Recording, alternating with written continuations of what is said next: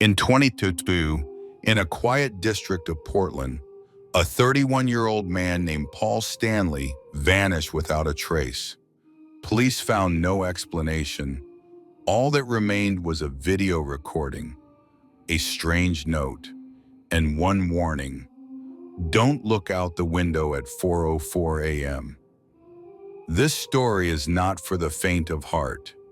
Paul was a typical introvert, worked from home, disliked crowds. He had just moved into an old building from the 1970s. Narrow halls, flickering lights, a silent top floor with a view of a dead courtyard. There were barely any neighbors, just one old lady downstairs, Mrs. Hudson. When they first met, she said something strange. "Whatever you do, don't look out the window at 4:04 a.m., especially if you hear footsteps." Paul laughed. He didn't believe in that kind of thing. Still, he pointed an old webcam out the window, just for fun. A week passed. The camera showed nothing. But one night, Paul woke up. No alarm, no sound. He looked at the clock, 4:03 a.m. Then, the creaking, slow, like someone walking above him. But he lived on the top floor.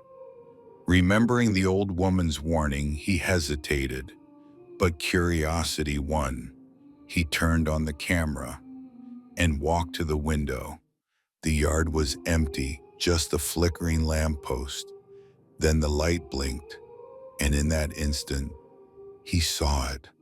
A figure, tall, motionless, standing by the dumpsters, staring straight up at his window.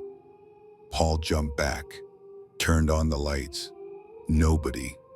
He messaged his friend, "I think someone's outside my window, but there are no footprints and he's not moving."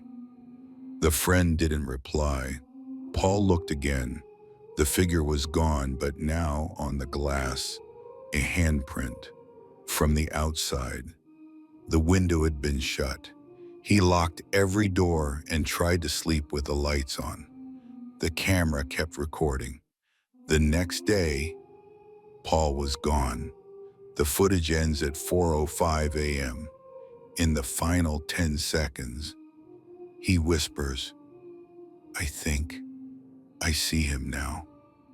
No signs of struggle, no fingerprints, but written near the window, 11 times in pencil. He stared back. Paul's friend Alex gave police a message he received the next day. "You told me not to look, but I did. He's here. He doesn't leave if you've seen him. He waits." The message came from Paul's phone, but the SIM card had been deactivated. A month later, a Swedish exchange student named Thomas moved into apartment 6B. He knew the story. He didn't believe it. On the third night, neighbors reported screeching and groans from his room. Thomas blamed the pipes. That Friday, he set up his own webcam. By morning, Thomas was gone. The recording showed him standing at the window, frozen. In the reflection, a face, not his. A journalist, Jessica Harper, began her own investigation. Why did both vanish in apartment 6B? She tracked down former tenants. One, named Greg, remembered waking up at 4:04 multiple times, feeling someone standing by his bed. He moved out after seeing a phrase scratched into the wall. "Do you hear the steps too?" Jessica found the building's old blueprints. Above apartment 6B, an old maintenance attic, sealed off after an accident in the 1980s. In city archives, she found a report. In 1984, a man fell from that apartment. He screamed before jumping, "There's someone else in the window!" People called him insane. Mrs. Hudson, the old neighbor, died 1 month after Paul vanished. In her belongings, a diary.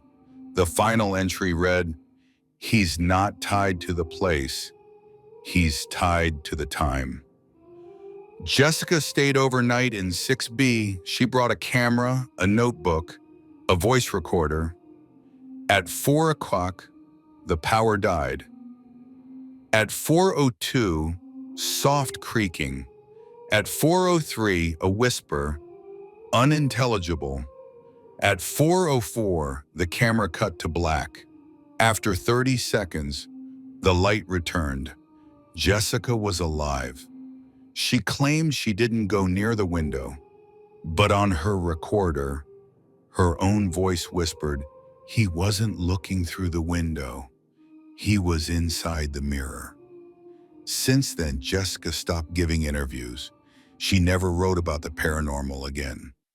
But every year on April 4th, she receives a letter. No sender, no words, just a time, 4:04 a.m., and a hand-drawn eyeball. What is this? A mass hallucination? An anomaly in time? Or just fear taking form?